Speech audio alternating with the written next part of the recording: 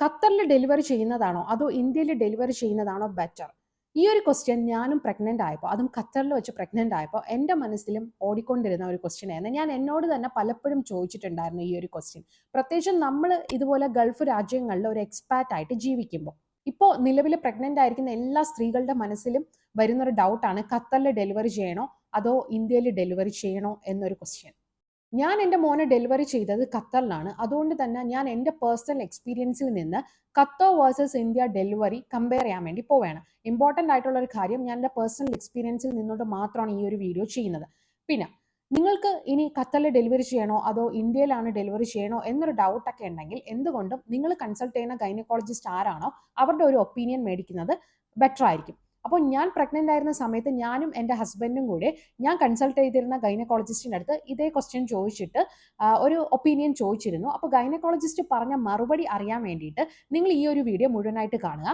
അതിന് മുന്നേ എൻ്റെ ഈ ചാനൽ നിങ്ങൾ ആദ്യമായിട്ടാണ് കാണണമെങ്കിൽ ഒന്ന് സബ്സ്ക്രൈബ് ചെയ്യാൻ മറക്കണ്ട. അതുപോലെ തന്നെ ഈ ഒരു വീഡിയോ ഇഷ്ടപ്പെട്ട ലൈക്കും ചെയ്യണം. അപ്പോൾ ആദ്യം ഞാൻ കമ്പയർ ചെയ്യാൻ പോകുന്നത് ഹോസ്പിറ്റൽ ആൻഡ് ഡോക്ടേഴ്സ് ആണ്.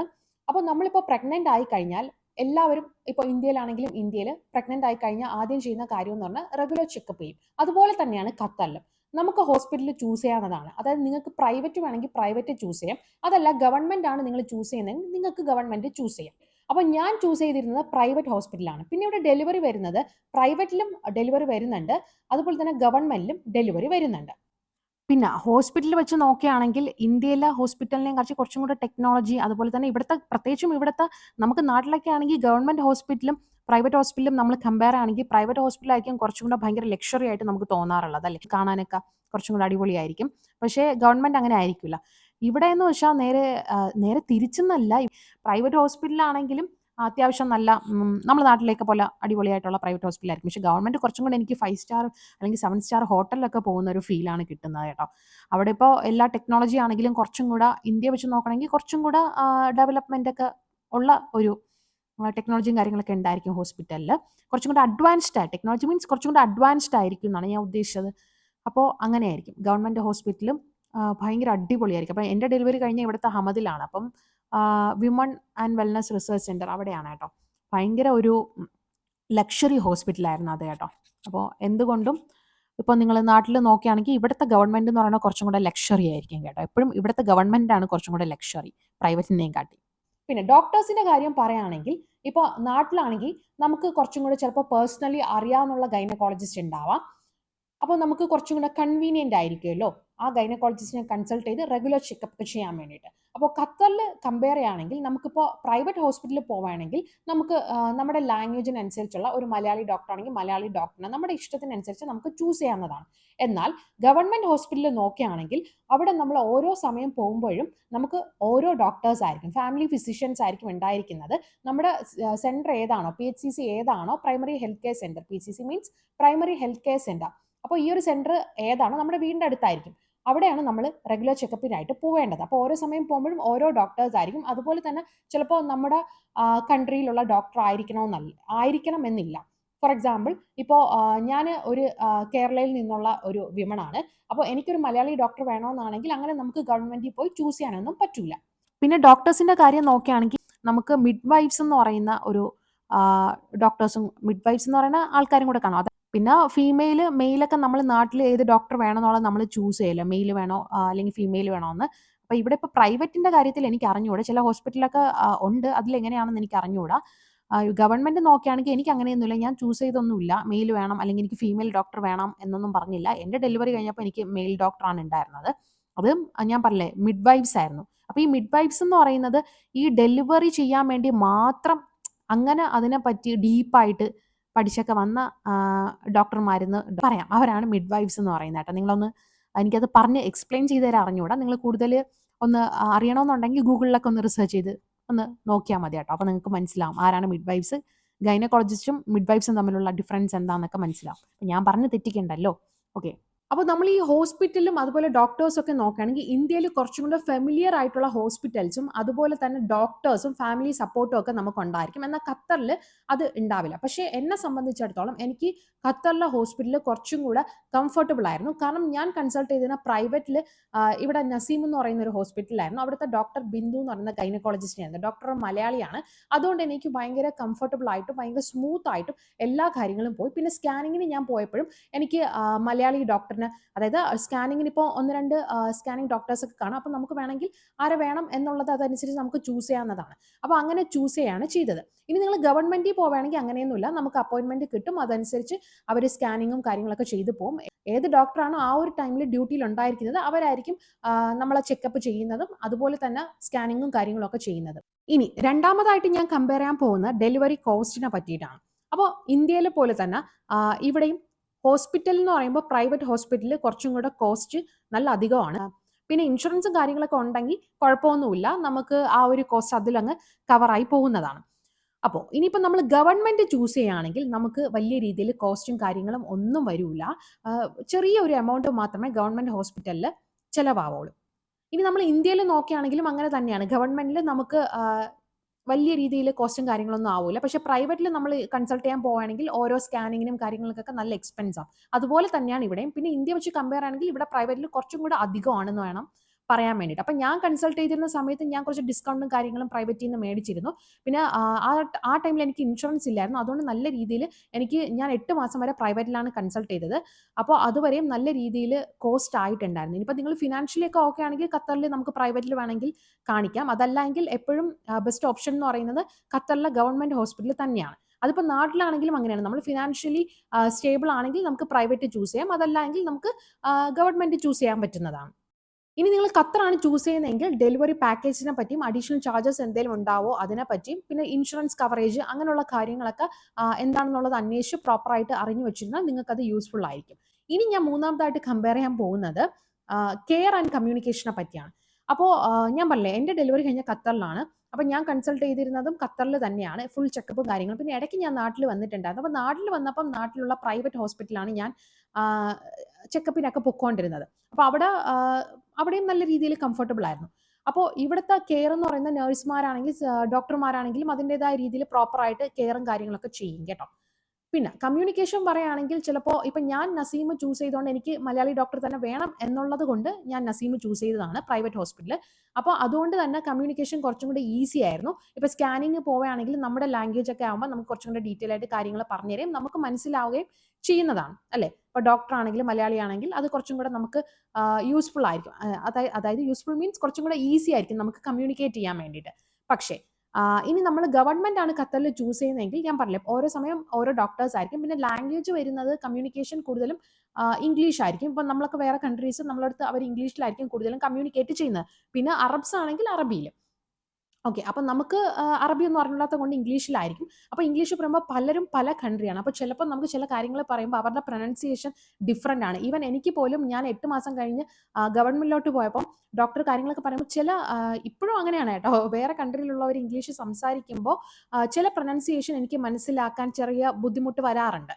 അപ്പോൾ അതുപോലെ ഒരുപാട് പേർക്ക് അനുഭവപ്പെട്ടിട്ടുണ്ടായിരിക്കാം നിങ്ങൾ കൺസൾട്ട് ചെയ്യുന്ന സമയത്ത്. അങ്ങനെ ആരെങ്കിലുമൊക്കെ ഉണ്ടെങ്കിൽ ഒന്ന് കമന്റ് ചെയ്യണേ.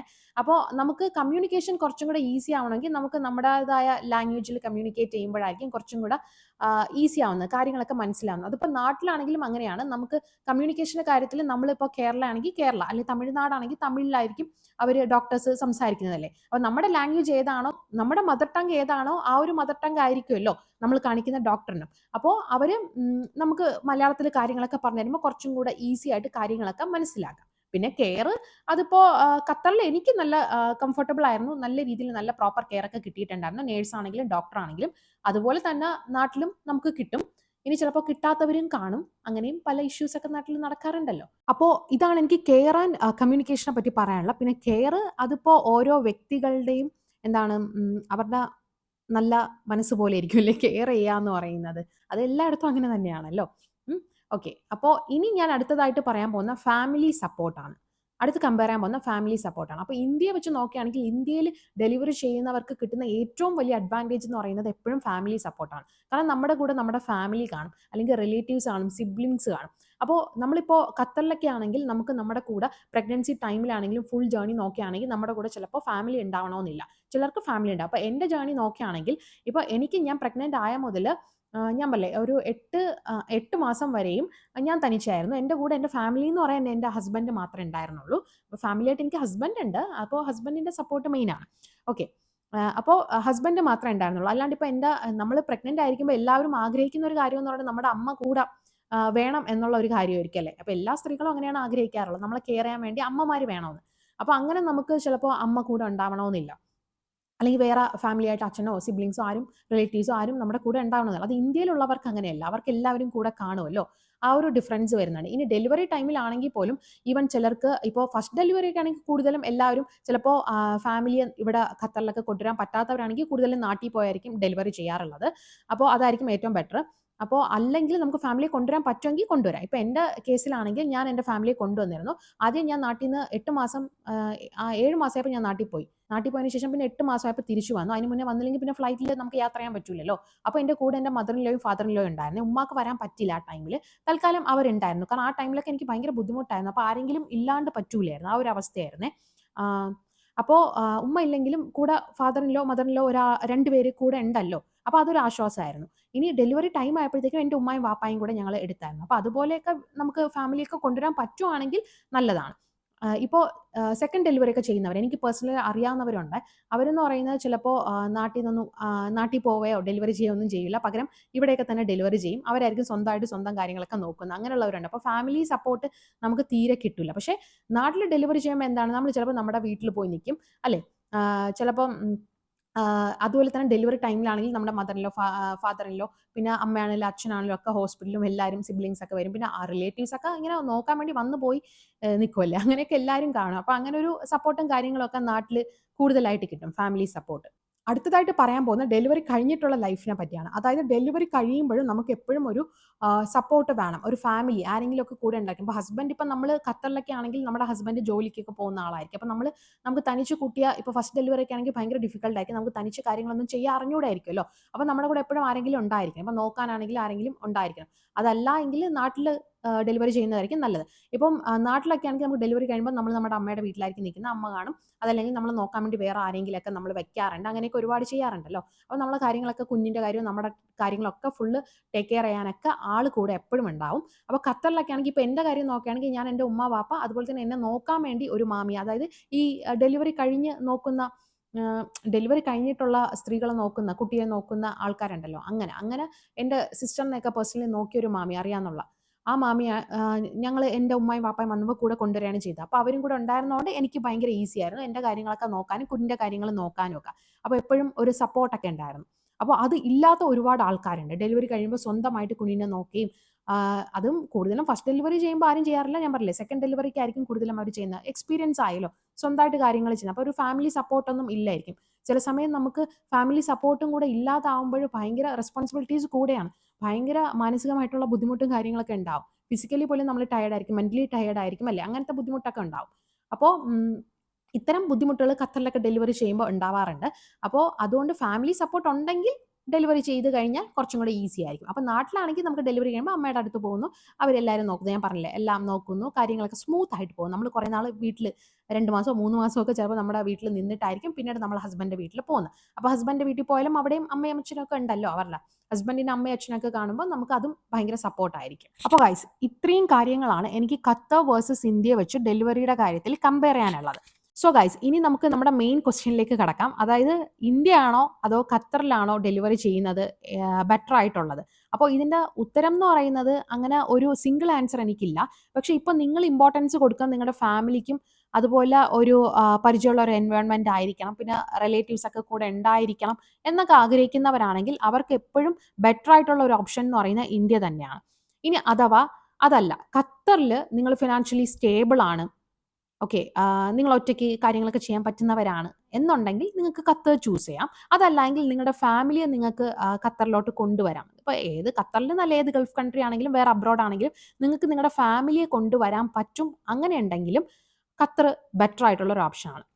അപ്പോൾ എന്നെ സംബന്ധിച്ചിടത്തോളം ഇപ്പം ഞാൻ നാളെ വീണ്ടും ഒരു കുഞ്ഞിന് ജന്മം കൊടുക്കാൻ ഉദ്ദേശിക്കുന്നുണ്ടെങ്കിൽ ഞാൻ ചൂസ് ചെയ്യാൻ പോകുന്നത് എൻ്റെ ഫാമിലി എനിക്ക് കൊണ്ടുവരാൻ പറ്റുവാണെങ്കിൽ ഞാൻ എപ്പോഴും ചൂസ് ചെയ്യുന്നത് ഖത്തറായിരിക്കും. ഇനിയിപ്പോൾ ഫാമിലി ഒന്നുമല്ല ഒറ്റയ്ക്കാണെങ്കിൽ ഞാൻ ഒരിക്കലും ഖത്തർ ചൂസ് ചെയ്യില്ല. ഞാൻ വേഗം നാട്ടിലേക്ക് ഓടും കേട്ടോ. കാരണം എനിക്കെപ്പോഴും ഫാമിലി ആരെങ്കിലും ഉണ്ടായിരിക്കണം. അതുകൊണ്ട്. അപ്പോൾ ഇനി നിങ്ങൾ വെയിറ്റ് ചെയ്തിരുന്ന ഒരു ക്വസ്റ്റ്യൻ എന്ന് പറയുന്നത് എൻ്റെ ഡോക്ടർ എൻ്റെ അടുത്ത് എന്താണ് പറഞ്ഞതെന്നായിരിക്കും അല്ലേ. അതായത് ഡോക്ടറിൻ്റെ അടുത്ത് ഞാനും ഹസ്ബൻഡും ചോദിച്ചിരുന്നു ഇവിടെ ഡെലിവറി ചെയ്യുന്നതാണോ നല്ലത് അതോ ഖത്തറിൽ ഡെലിവറി ചെയ്യുന്നതാണോ നല്ലത് അതോ ഇന്ത്യയിൽ ഡെലിവറി ചെയ്യുന്നതാണോ നല്ലതെന്ന്. അപ്പോൾ ഞങ്ങളുടെ ഗൈനക്കോളജിസ്റ്റ് ഞങ്ങളുടെ അടുത്ത് പറഞ്ഞത് ഫാമിലി സപ്പോർട്ട് ഉണ്ടെങ്കിൽ ഖത്തറിൽ ഡെലിവറി ചെയ്യുന്നതാണ് എന്തുകൊണ്ടും ബെസ്റ്റ് എന്നാണ് അന്ന് ഡോക്ടർ ഞങ്ങളുടെ അടുത്ത് പറഞ്ഞത്. അപ്പോൾ അത് തന്നെയാണ് എനിക്കും പറയാനുള്ളത്. ഖത്തറിൽ ഡെലിവറി ചെയ്യാൻ ഉദ്ദേശിക്കുന്നവരാണെങ്കിൽ ഫാമിലിയെ കൊണ്ടുവരിക. ഓക്കെ, ഒരു ഫാമിലി സപ്പോർട്ട് ഉണ്ടായിരിക്കുക. ഫാമിലി സപ്പോർട്ടൊന്നും ഇല്ലെങ്കിൽ നിങ്ങൾ നേരെ ഇന്ത്യയിലോട്ട് പൊക്കോ. നിങ്ങളുടെ അമ്മ എപ്പോഴും കൂടെ ഉണ്ടായിരിക്കുമല്ലോ.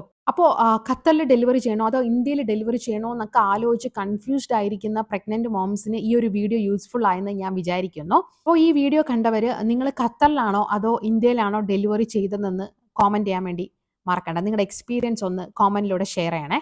അതുപോലെ തന്നെ ഈ ഒരു വീഡിയോ നിങ്ങൾക്ക് യൂസ്ഫുൾ ആയിട്ടുണ്ടെങ്കിൽ പ്രഗ്നന്റ് വിമൺ ആരെങ്കിലൊക്കെ നിങ്ങൾക്ക് അറിയാമെങ്കിൽ നിങ്ങളുടെ റിലേറ്റീവ്സോ അല്ലെങ്കിൽ സിബ്ലിങ്സോ ആരെങ്കിലൊക്കെ ഉണ്ടെങ്കിൽ അവർക്ക് ഈ ഒരു വീഡിയോ ഷെയർ ചെയ്ത് കൊടുക്കുക. പിന്നെ ഞാൻ പറഞ്ഞില്ലേ എൻ്റെ യൂട്യൂബ് ചാനൽ സബ്സ്ക്രൈബ് ചെയ്യാത്തവരാണെങ്കിൽ ഒന്ന് സബ്സ്ക്രൈബ് ചെയ്തോ. അപ്പോൾ നമുക്കിനി പുതിയ ഒരു യൂസ്ഫുൾ വീഡിയോ ഒക്കെ ആയിട്ട് വീണ്ടും കാണാവേ. ടാറ്റാ.